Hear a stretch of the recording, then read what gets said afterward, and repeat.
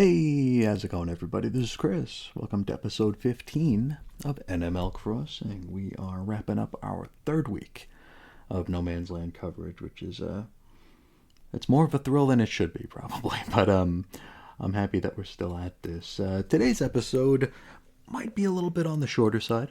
I apologize for that if you were looking forward to me rambling for longer, but had some spontaneous dental stuff come up that I need to attend to, and sadly I am kind of at a time crunch right now trying to get this in under the wire. We'll do what we can. Let's hop right into today's story here. It is Detective Comics number 721. Had a May 1998 cover date. The story's called Cataclysm Part 14, Shifting Ground. Written by Chuck Dixon with pencils by Graham Nolan. I believe this might be Graham Nolan's last issue here. I think I read that somewhere. Inks Klaus Janson, colors Gloria Vasquez, and Android Images, letters John Costanza, edits Vincenzo Peterson, cover price $1.95. Now we open with Batman and Nightwing surveying some of the damage of the very bad thing that happened at 703. And I tell you what, it's worse than I thought. Not only are the buildings, toppled and just the entire skyline is messed, we've got something I never thought we'd see. We have full-on mass graves where it's like these giant piles of humanity that are being burned to prevent spreading disease. Looking at this, I have been in my own time reading Contagion or Contagion, however you say that word, and for a split second I thought I picked up an issue from that. It's quite a sobering scene, and it's one that, like I said, I never expected to see here. Now, Batman, he says that they're going to do whatever they can until they hear any word from Robin regarding the Quakemaster. So Robin is following up, trying to watch and rewatch the Manifesto tapes and try to figure anything out.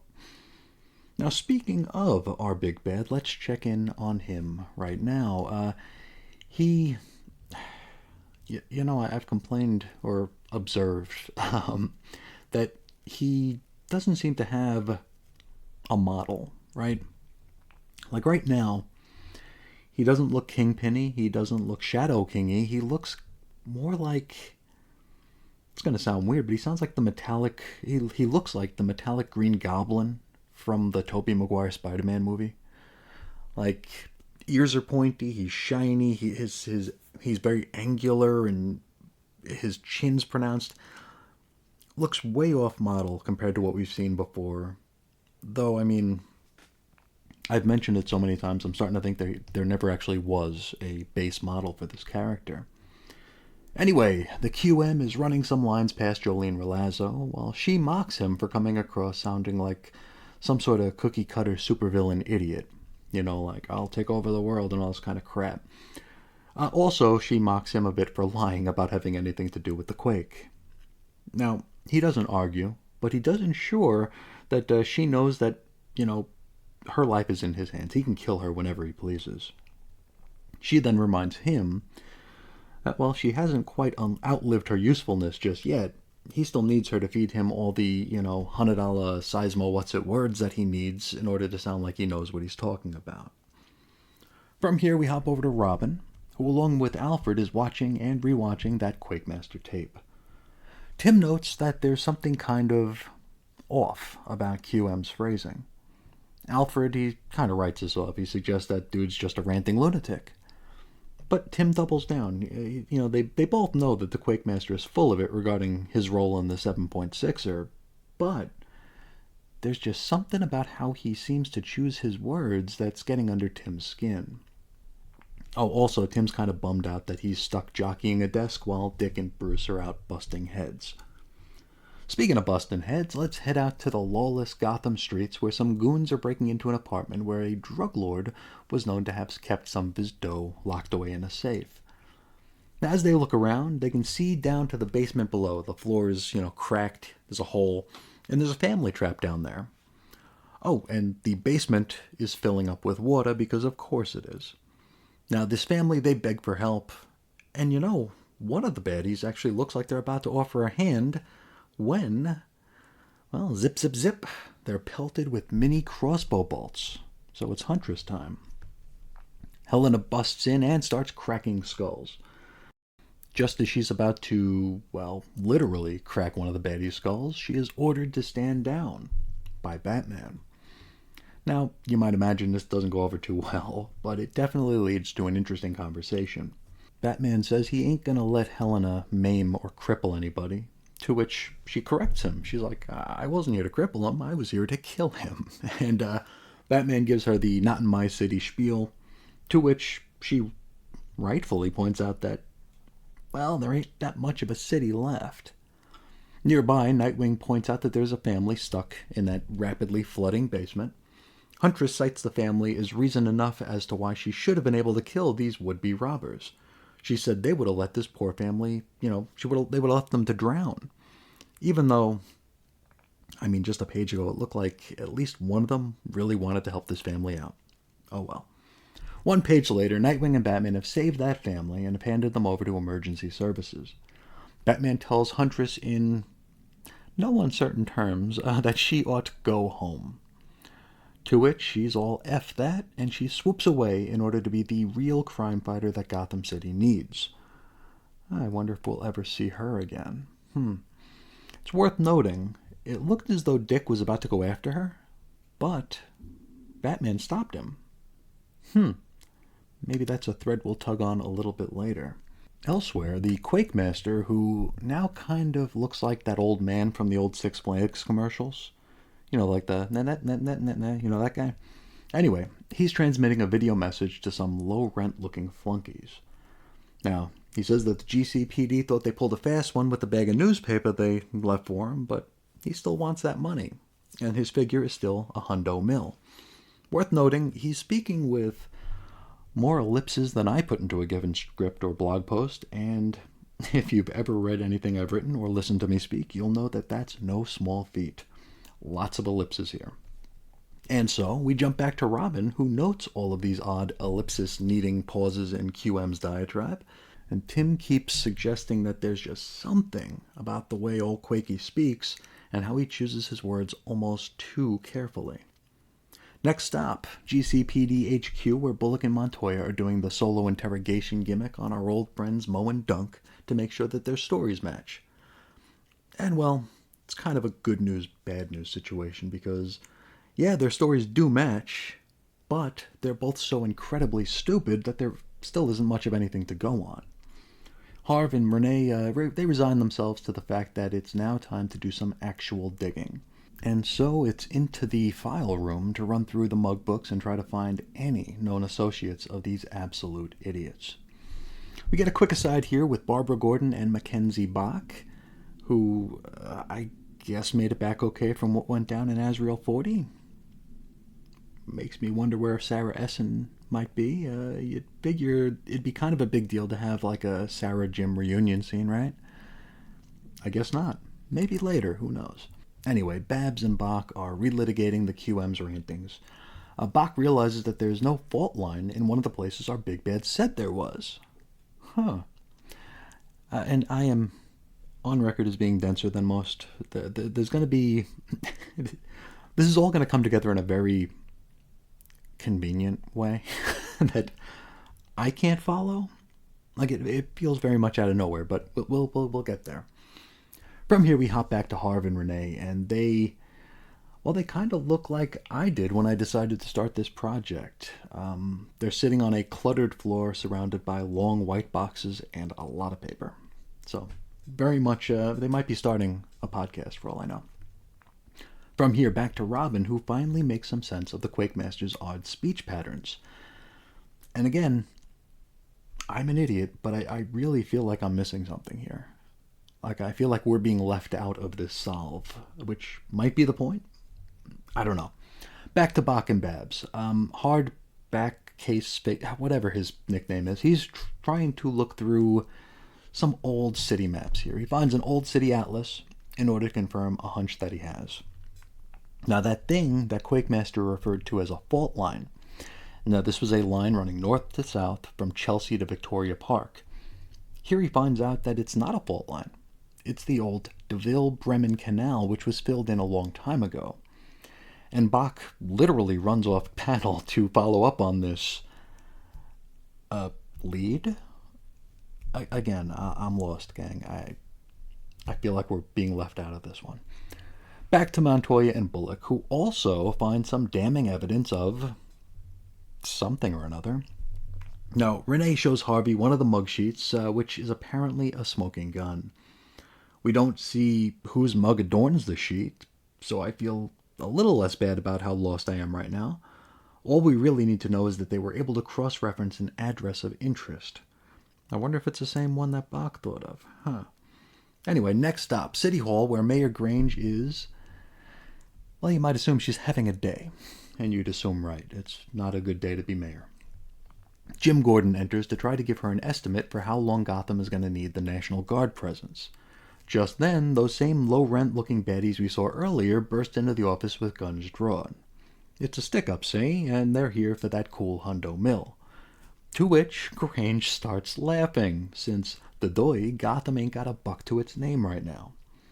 Now the bad guys, I guess we can say they take the news in stride. They figure they'll just kill the mayor instead. Meanwhile, Harvey and Renee are rushing toward some sort of hangar-like building. Apparently Bach was headed this way too, but he left before they did. Also, we see Robin is also making his approach to this hangar. Back to the streets, we see Nightwing and Batman saving some trapped Gothamites. Oracle calls in to report that her father had gone to see the mayor some hours ago and hasn't been heard from since. On top of that, naturally there's no way to get through to City Hall to check up on him.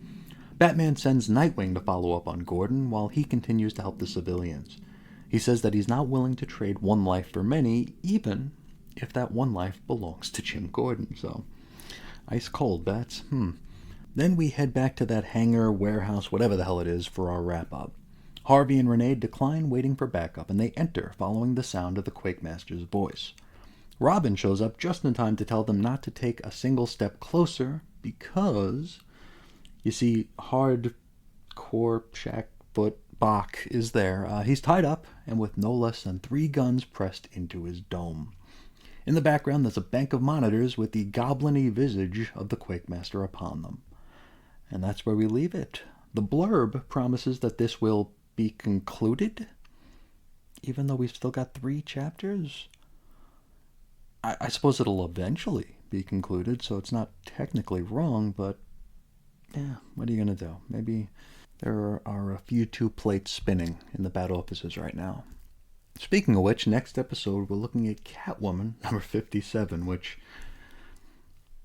that's going to be an interesting one. Well, maybe not. Maybe interesting is not the right word for it, but we will worry about that next time.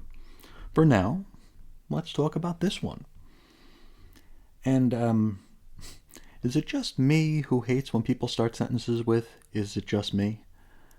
Because is it just me, or was this kind of hard to follow? And I mean the issue itself. I'm sure my synopsis, if you're not reading along, I'm sure I did it absolutely no favors insofar as followability. I probably mucked this up worse than anything. But this was a little... it was easy to follow. It was challenging to make sense of, or to follow organically. I feel like stories like this, and we've seen stories like this in fiction and comics, on TV, just in general. Like where you're trying to solve a mystery, kind of a whodunit. I feel like a lot of those stories ought to have a sense where those of us following along can, solve it alongside the characters in the story. Like the old, can you solve it before we do sort of challenge, And unless I'm missing something completely obvious, or a lot of very completely obvious things, this didn't have any of that. Again, did it? Like I said, I'm dense and stupid, but I feel like we were kind of left out of the equation here. Were we? Maybe. And seriously, there's nothing wrong with that from a storytelling perspective. Like, if this is going to be a story where the characters get information and we don't, there's nothing wrong with that. But the way this was manufactured up to this point, it kind of felt like we were supposed to be picking up on things. And again, we might have, and I just didn't, but this kind of feels like it was out of nowhere. And if you followed anything that I've done with discussing comics, you'll know that I always try to find symbolism, often where there isn't any. But I will always try to find hints and clues, and even though I'm not, equipped to solve anything like that, I always try to see them, and I feel like with the way this story's been crafted and like spun to this point, that like we've been kind of drip fed these clues. But maybe not. Maybe not. Maybe come the end of Cataclysm, it'll all make sense, and I'll like notice things I didn't notice the first time around, and be like, oh, that should have been obvious. But as we stand now, I am not in that place. Let's talk about a little bit more in regards to what happened in the issue, rather than me going off into the weeds. We've got Macbach back here. I'm not sure I like how he's kind of just there. There was no callback to the story we looked at in Azrael 40. No mention of Bane, no mention of even Sarah Essen's whereabouts. That was his partner for that gig. And I mean, sure, we can definitely assume that she's safely back at HQ, but I don't know, I feel like maybe there should have been a scene, or at the very least, like a mention that like she's back, but her husband's not here right now. He's at the mayor's office, but like they just missed each other. I don't know. It just kind of feels like we forgot about her, especially when such a big deal. Well, not such a big deal, but Batman did ask the last time he met with Gordon if he'd heard anything from Sarah, and Gordon looked a bit troubled that he had not. You'd figure it'd be something. Maybe not. I don't know. Let's move on. The clash of philosophies between the Bat family and Huntress continues to be probably the high point of these early issues. The conflict of, I guess, vigilante methodologies is, it's often a ripe subject to explore and discuss regardless of context and regardless of characters. I mean, we can talk about this DC, Marvel, indie, TV, movie, the conflict there, that is ruthlessness the right way or is fairness the right way? What is justice? What's justice to you? What's justice to me? What's justice to them? It's ripe to discuss, right? However, with Gotham being in an almost post-apocalyptic state, I feel like it's more important and more interesting here than perhaps ever before or since. Like, we know Batman has a code, right? There are rules that he follows. There are things that he will not do. But arguments can be made that the time for such a thing might have long passed in the wake of Gotham's fall. Now, Helen has never had that issue. She's never, it's very black and white with her. And in this new normal, she might have the best way forward, And, I mentioned this earlier during the synopsis, but notice that Batman didn't give chase, nor did he allow Nightwing to. Dick was going to go after her, and Batman stopped him. So maybe part of him figures that Huntress's violent and deadly methods maybe might not be a good thing, but they might be useful, and he's got kind of a plausible deniability. Like, so long as it's not him giving the orders to kill or maim, and he's not sicking her on anybody, in a way, his hands are relatively clean of responsibility. Helena's actions are her own. But at the same time, I mean, let's be honest, he could have stopped her here. He could have sent Dick after her to stop her, but he didn't. So, I mean, I'm not saying that any Huntress spilt blood is on his hands necessarily, but at the same time, it's got to be stated that by letting her swoop away, he really didn't do much to stop that blood from being spilt, did he? Very interesting stuff, and I think some fun discussions can be had about that. One more thing, one more big takeaway here. I tell you, it was incredibly eye-opening to see that opening shot. I mean, a two-page spread of Batman and Nightwing looking at bodies being burned in a mass grave. Um, Not expected. Uh, these are these are very inconvenient things to see. Necessary, but very inconvenient. And the sort of stuff I hadn't even considered occurring until I saw it. It was sobering. It really, I can't say it hit home because I can't, I don't have any experience with that sort of a thing, but it grounded, it further grounded this story in reality. And, I'd go as far as to say that this scene pulled me out of the story, but in a good way. I don't think a good way is the right way to put it necessarily, but I don't know. It's just this reminder that this entire Quake and after Quake and Michigasa we've got here is bigger than good guys and bad guys. It's bigger than a dude in a bat suit. It's bigger than even the concept of good versus evil. The natural disasters and things like this do not care whether you're good or evil. They just are. And seeing this in the brutal rawness of this image, not gory, thankfully, but raw, very, very raw. It's powerful, powerful stuff, and just such an inconvenient reminder of exactly what's going on the ground here. I think when we read stories featuring heroes or even just protagonists in general, we tend to lose the forest for the trees. We're paying attention to what our bat family is doing or our given hero is doing.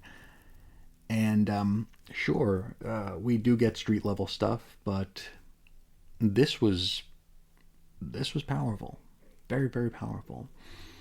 Now, overall, despite my minor density quibbles and the sort of out of nowhere resolution that we might be headed toward here, I gotta say this was not a bad issue, not a bad chapter. And like I alluded to earlier, I feel like perhaps the Bat Office might have had a few too many plates spinning at once here as we get toward the end of Cataclysm.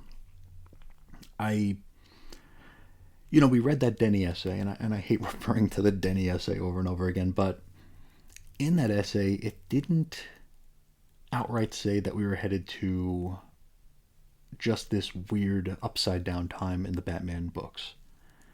It was like, okay, here's an earthquake, here's Cataclysm. It might take a few months to clean up. We didn't know it was going to be like 2 years. So I wonder just how prepared the Bat creatives were for what was to come. I wonder how many of them, editors included, even knew that we're about to enter like a year and change worth of upended Bat books. And I could be totally wrong, but I would guess that things were getting kind of batty in the Bat offices around this time. Which, unfortunately, makes it so attention to detail might not be, I don't know, quite as tight as it were earlier in the cross event. I mean, we do have this like weird, convenient resolution we're heading to here. We have like to be concluded when we got 3 issues left. And not to put the cart before the horse here, but next episode's Catwoman is very oddly played. I don't know where it fits, but we'll worry about that next time. But it's, I don't know, it feels like it's kind of like trying to pick up spaghetti with a spoon. Overall, though, I mean, it's still good stuff. We had a lot of good stuff to talk about here. A lot of moments that will hopefully lead to, more interesting discussions and more interesting scenes. I tell you, I'm pleased that we're getting toward the end of Cataclysm for sure. This has been a pretty long crossover, and I'm excited to get on to the next part here. It's just we got to get the Cataclysm behind us. Still good stuff. Still excited about the project. Still looking forward to more. And, I hope you are as well. And whether you are or you ain't, I'd love to hear from you. You can find me several different ways. Chris is on infiniteearths.com, weirdcomicshistory@gmail.com, 90s X-Men on Facebook, and Ace Comics on Twitter X. But I think that's where we will leave it for today. I'd like to thank you all so much for choosing to spend some of your day with me today. And until next time, as always, I'll talk to you again real soon. See ya.